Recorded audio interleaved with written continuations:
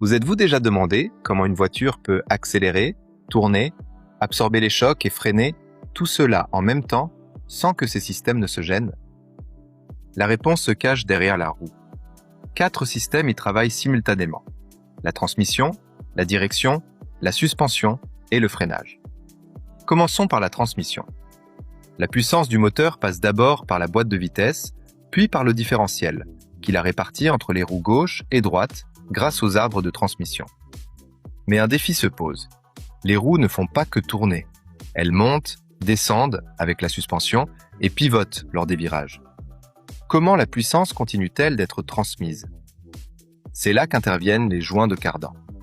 Chaque arbre de transmission en possède 2. Le joint côté différentiel transmet la puissance tout en autorisant les mouvements de la suspension.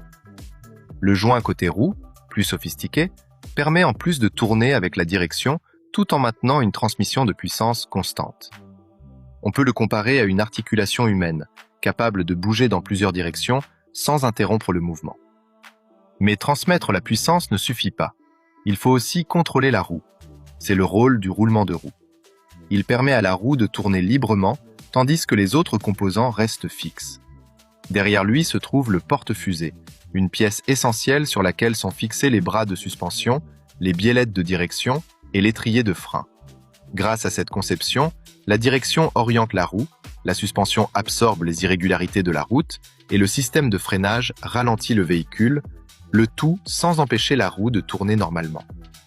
En résumé, les joints de cardan assurent une transmission de puissance continue, tandis que le roulement de roue et le porte-fusée permettent à la direction, à la suspension et au frein de fonctionner en parfaite harmonie.